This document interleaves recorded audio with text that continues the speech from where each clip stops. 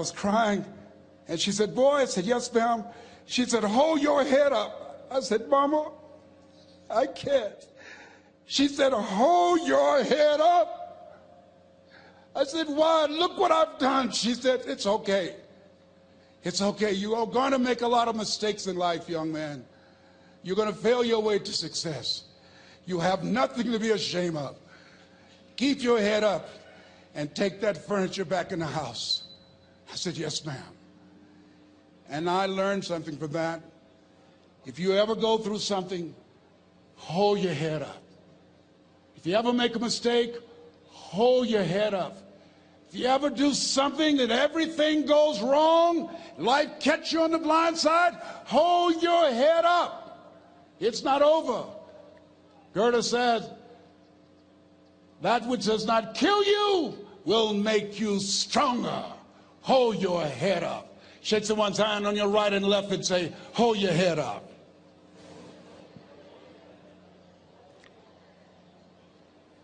Here's something else, ladies and gentlemen. Repeat after me, please. You got to be hungry. Everybody together, you got to be hungry. I'll never forget Mr. Washington said, Mr. Brown, yes, sir. What do you want to do with your life, young man? I said, sir, I want to be a disc jockey. He said, Mr. Brown? I said, yes, sir. He said, you got to be hungry. I said, what do you mean by that? He said, people that are hungry are willing to do the things today others won't do in order to have the things tomorrow others won't have. People that are hungry are willing to invest in themselves. People that are hungry will go to seminars and workshops. People that are hungry are always searching, always seeking higher ground. So how do you want to make it? I said, I want to be a disc jockey. He says, good. Here's what to do. He said, I want you to read 10 to 15 pages of something positive every day. He said, you don't get in life what you want, you get in life what you are. You must program yourself to success. He said, I want you to listen to Earl Nightingale and Zig Ziglar. Listen, faith comes by hearing and hearing and hearing. He said, I want you to change your relationships. And I don't want you to ever lose your hunger.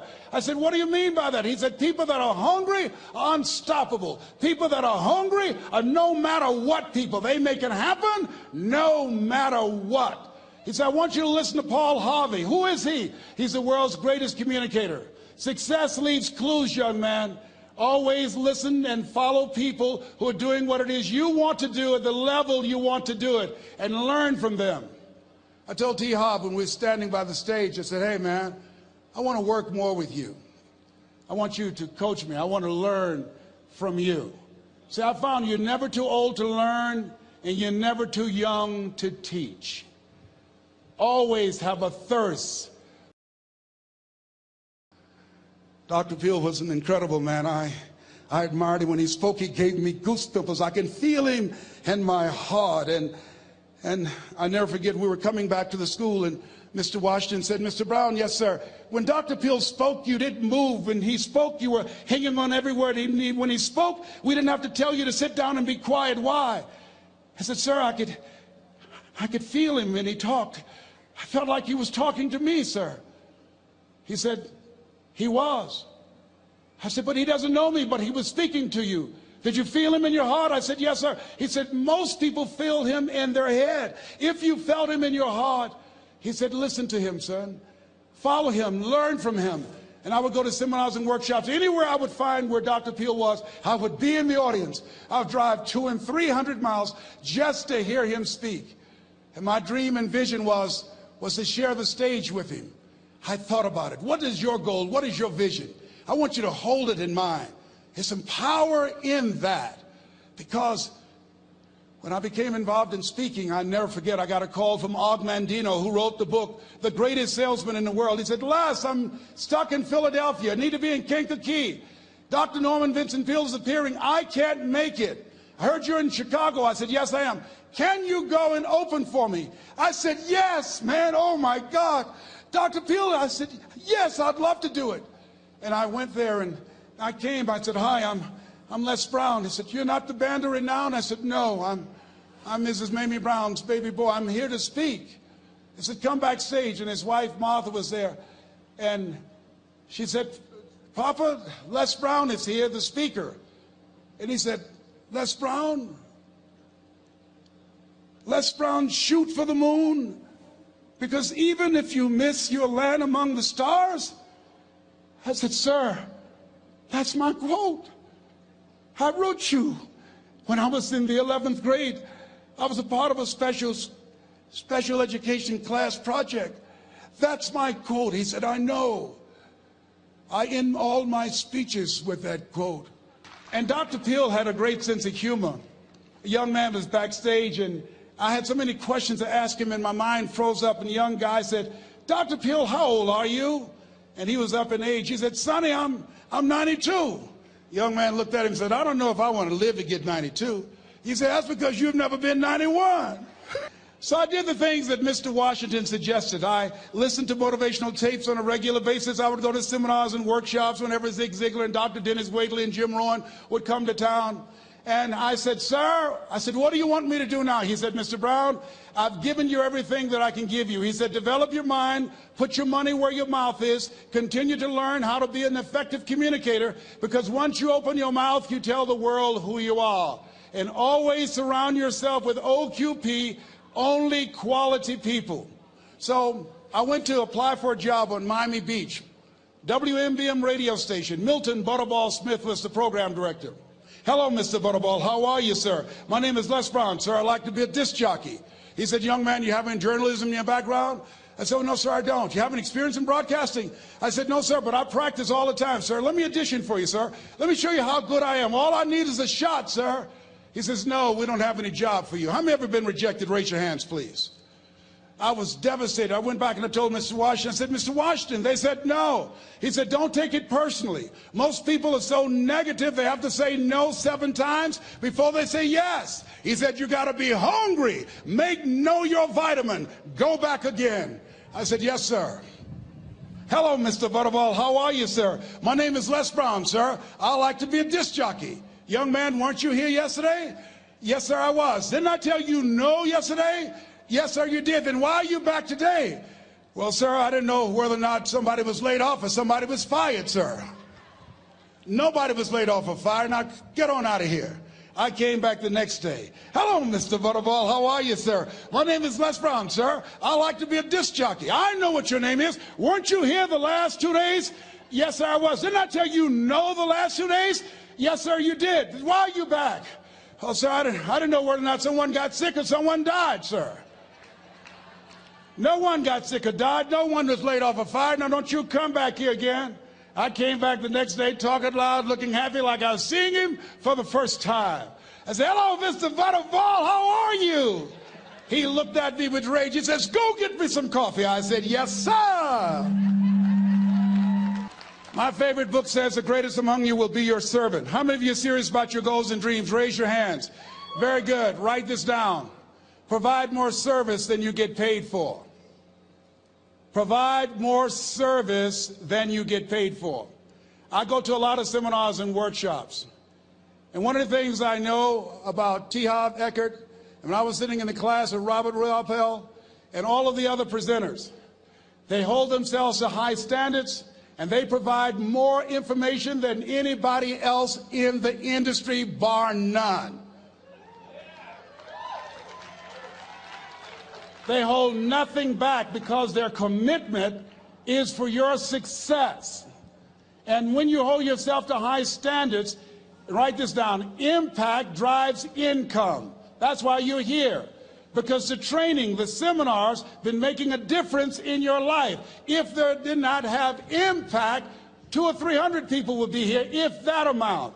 Impact drives income. So I became the errand boy for the disc jockeys. I would go get their lunch and their dinner, and I would bring it to them in the control room, and I'd watch them working the control boards, knowing my time will come. Write this down. I expect to reach my goal. Yes, you want to operate with a spirit of expectation. I expect to reach my goal. So I started preparing for the next position. Never forget one quote that I heard. As you look at your life, you look at your goals and dreams. It's better to be prepared for an opportunity and not have one than to have an opportunity and not be prepared. If you expect to reach your goal, prepare yourself now. And so then pretty soon, the guys at the station, they begin to take a liking to me. Write this down. Build relationships.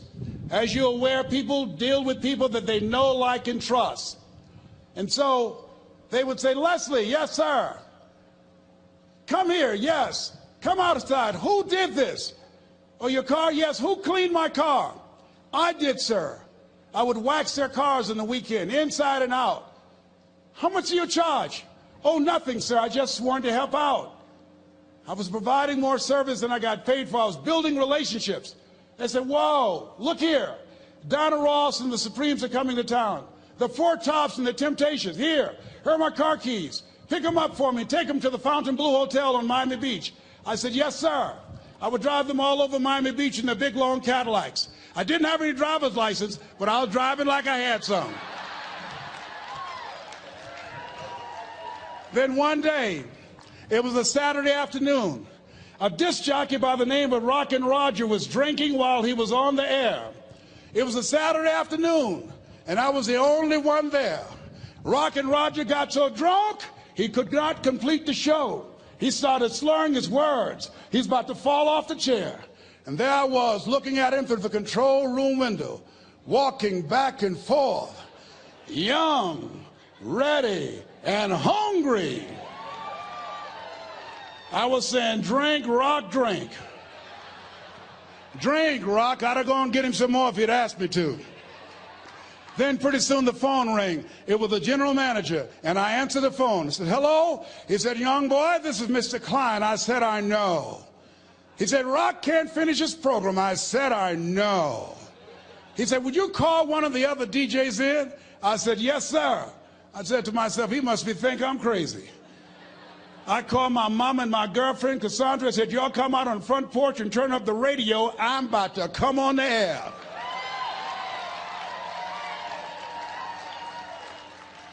I waited for about 20 minutes, and I called him back. I said, Mr. Klein, I can't find nobody. He said, young boy, you know how to work the controls? I said, yes, sir. He said, go in there and segue the record, but don't say nothing here. I said, yes, sir. I couldn't wait to get old Rock out of the way. I put on a fast record. I said, look out, this is me, LB Triple P. Les Brown, your platter playing papa. There were none before me, and there will be none after me. Therefore, that makes me the one and only. Young and single and love to mingle, certified, bona fide, indubitably qualified to bring you satisfaction and a whole lot of action. Look out, baby, I'm your love man. I was hungry. I was hungry. Get old man a round of applause. I was hungry. I was hungry. You got to be hungry. Shake someone's hand on your right and left all around you and say, you got to be hungry. You got to be hungry. To get those dreams out of your head and step into your greatness, you got to be hungry. To get those ideas, that talent, that gift out of your system, you got to be hungry. To get up off the canvas of life and understand what Willie Jolly meant, that a setback is a setup for a comeback. You got to be hungry. People that are hungry are willing to do the things today others won't do in order to have the things tomorrow others won't have. How many of you got value out of what you've heard thus far? Raise your hands, please. Very good. I'd like to leave this with you. I don't know what your goals are. I don't know what you want to do. Here's what I know about you. You have greatness within you. Here's what I know about you.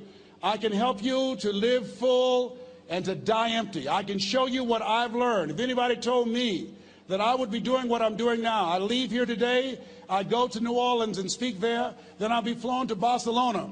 If anybody told me, given my circumstances, born in an abandoned building on a poor section of Miami, Florida, called Liberty City, both my birth parents stood up and said, hello, son, I would not know either one.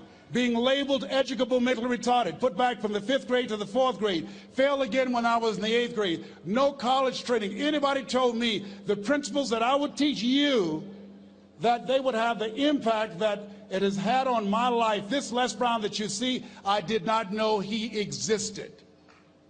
And I tell you that you have greatness within you. You have the ability to do more than you can ever begin to imagine. Come into the room with me. And I guarantee you your life will never be the same again. I like to leave this with you. I don't know what your goals are. Mine is to find a cure to autism. Mine is to find a cure to breast cancer and to prostate cancer. Mine is to work with our youth and to reduce the recidivism rate in our prisons and help young people learn how to become an asset to our society rather than a liability. Mine is to train speakers to become great communicators, to speak from their heart, not their heads, and teach them how to impact and create a new conversation so people can see the possibilities of life and overcome the possibility blindness that held me hostage for 14 years. I don't know what your goals are, but here's what I know about you, and I don't know you. You've got greatness within you. And I like to leave this with you, something my mother used to love to hear me say. Leslie, yes ma'am, mama. Say that thing for me, boy, that makes me feel good. I dedicate this to you, to the greatness in you, and to the dream that you showed up on the planet to produce. And it's simply this. If you want a thing bad enough to go out and fight for it, to work day and night for it, to give up your time, your peace, and your sleep for it. If all that you dream and scheme is about it, and life seems useless and worthless without it, and if you gladly sweat for it and fret for it and plan for it, and lose all your terror of the opposition for it, and if you simply go after that thing that you want with all of your capacity, strength and sagacity, faith, hope, and confidence, and stern pertinacity,